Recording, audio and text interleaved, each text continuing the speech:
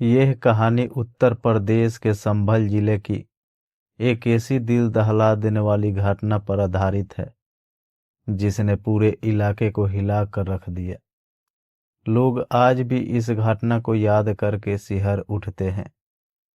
संभल जिले के एक छोटे से गांव में रहने वाला 32 साल का आरिफ एक मेहनती और सीधा साधा इंसान था।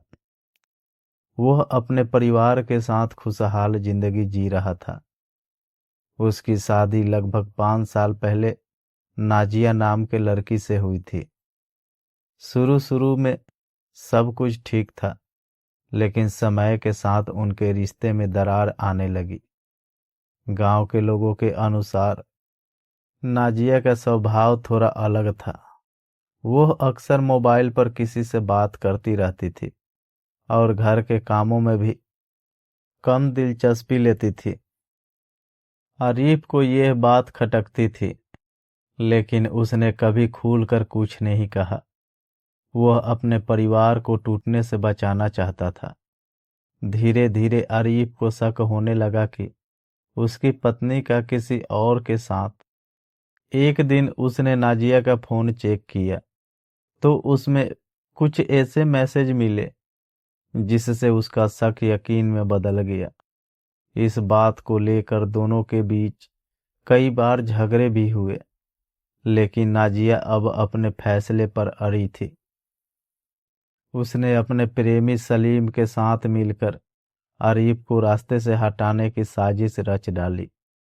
नाजिया और सलीम ने मिलकर एक ऐसा प्लान बनाया जिसे सुनकर किसी की भी रूह कांप जाए। उन्होंने तय किया कि आरिफ की हत्या करके उसके शव को इस तरह गायब कर दिया जाएगा कि कोई सबूत ही न बचे। एक रात जब आरिफ काम से थक कर घर लौटा तो नाजिया ने उसे खाना खिलाया।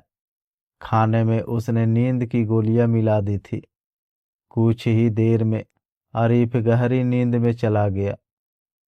यही वो मौका था जिसका नाजिया और सलीम इंतजार कर रहे थे। आधी रात को सलीम चुपके से घर में घुसा। दोनों ने मिलकर बेहोश आरिफ की हत्या कर दी। इसके बाद जो हुआ वो और भी ज्यादा खौफनाक था। उन्होंने लाश को ठिकाने लगाने के लिए एक ग्राइंडर मशीन का इस्तेमाल किया। शरीर को टुकड़े में काटा गया। फिर उन टुकड़ों को अलग अलग जगहों पर फेंकने की योजना बनाई गई। कुछ हिस्सों को गांव के नाले में बहा दिया गया और बाकी को गंगा नदी में फेंक दिया गया ताकि कोई पहचान ना सके। कुछ दिनों बाद गांव में बदबू फैलने लगी। लोगों को शक हुआ कि कहीं कोई जानवर मरा हुआ है। जब जांच की गई तो नाले में कुछ संदिग्ध अवशेष मिले। पुलिस को सूचना दी गई। जांच शुरू हुई। धीरे धीरे मामला गंभीर होता गया। पुलिस ने आसपास के लोगों से पूछताछ की और पता चला कि आरिफ कई दिनों से गायब है। जब पुलिस ने नाजिया से पूछताछ की तो वह पहले तो टालमटोल करती रही, लेकिन उसके जवाबों में विरोधाभास था। पुलिस का शक गहराता गया। पुलिस ने जब जबरदस्ती से पूछताछ करना शुरू किया तो आखिरकार नाजिया टूट गई और उसने अपना गुनाह कबूल कर लिया। उसने बताया कि उसने अपने प्रेमी सलीम के साथ मिलकर यह सब किया।